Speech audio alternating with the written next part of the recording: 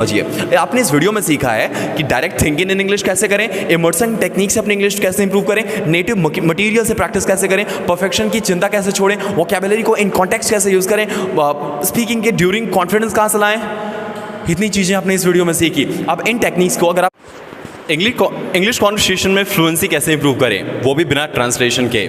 जब भी आप डायरेक्ट इंग्लिश में सोचेंगे तो आपकी कॉन्वर्सेशन ऑटोमेटिकली नेचुरल और ज़्यादा फ्लुएंट होगी। चलिए बात करते हैं इसके बारे में। आज हम बात करेंगे ऐसे टॉपिक की जो ऑलमोस्ट हर लर्नर के लिए चैलेंजिंग होता है। इंग्लिश में बिना ट्रांसलेशन के कैसे बोले।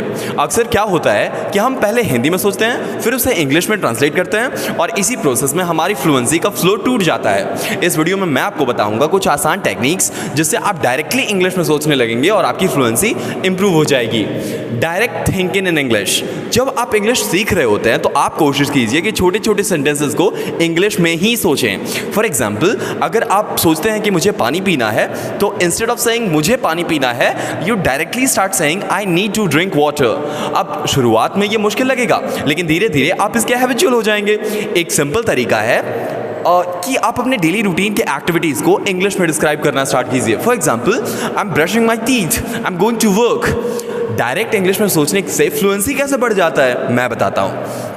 जब आप इंग्लिश में डायरेक्टली सोचते हैं तो ट्रांसलेशन के प्रोसेस में जो स्किपिंग होती है, जो ट्रांसलेशन का प्रोसेस होता है, वो स्किप हो जाता है, जिससे आपकी स्पीच और नेचुरल और स्मूथ लगती है। इससे आपका रिस्पॉन्स टाइम भी बढ़ जाता है, आप क्विकली आंसर दे पाते हो।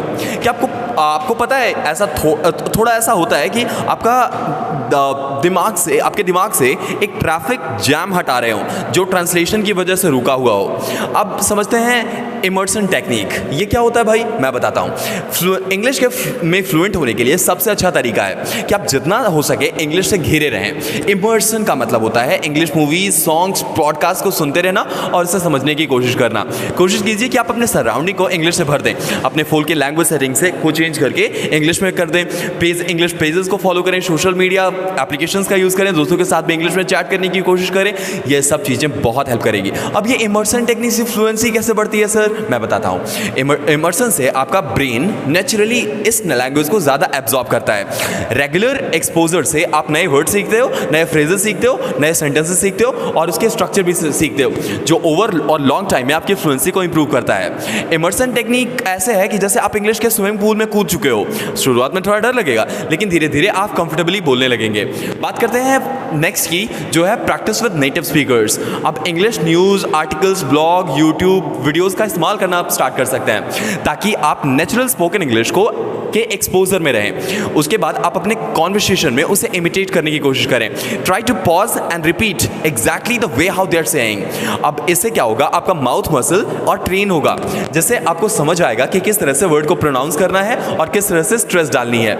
नेटिव मटेरियल से क्या प्रैक्टिस करने से होता क्या है सर, मैं बताता हूँ। देखिए, नेटिव मटेरियल से आपको प्रैक्टिस करने से रियल वर्ल्ड इंग्लिश यूज़ करने का सही तरीका दिखता है। इससे आपका फ्रेज और एक्सप्रेशन नए सीखते हो, जिससे आपकी फ्लुएंसी और अंडरस्टैंडिंग बेटर होती है।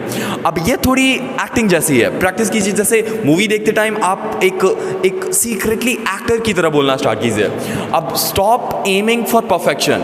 एक कॉमन सा मिस्टेक है जो लर्नर करते हैं, जो हर सेंटेंस को परफेक्ट बनाने की कोशिश करते हैं। याद रखिए, कम्युनिकेशन का मेन गोल होता है मैसेज कन्वे करना, ना कि परफेक्ट ग्रामर का यूज़ करना। अब प्रैक्टिस, मिस्टेक्स और करेक्शन, यही प्रोसेस है आपका और इसी से आप फ्लुएंसी पा सकते हो।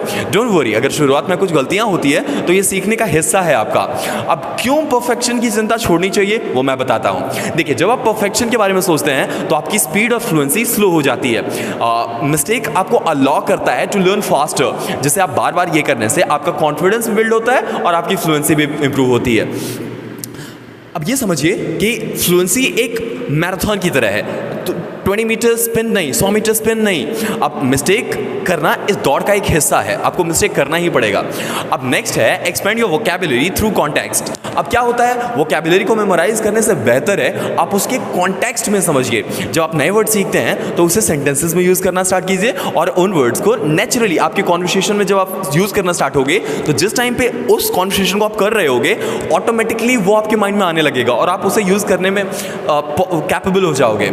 अब रोज़मर्रा के कॉन्वर्सेशन में इस्तेमाल करने वाले इडियम और फ्रेजेस को आप सीख सकते हो, जैसे break the ice, hit the nail on the head. ये फ्रेजेस आपके कॉन्वर्सेशन को और एंगेजिंग और इंटरेस्टिंग बनाते हैं। अब कॉन्टेक्स्ट में वोकैबुलरी क्यों सीखना है सर, मैं बताता हूँ। कॉन्टेक्स्ट में वोकैबुलरी सीखने से वर्ड नेचुरली आपके दिमाग में फिट होते हैं और इससे बिना सोचे समझे आपके कॉन्वर्सेशन में वो यूज़ होने लगते हैं अनकॉन्शियसली। इससे आप ज़्यादा कॉन्फिडेंट होते हो और ज़्यादा फ्लुएंट भी हो जाते हो।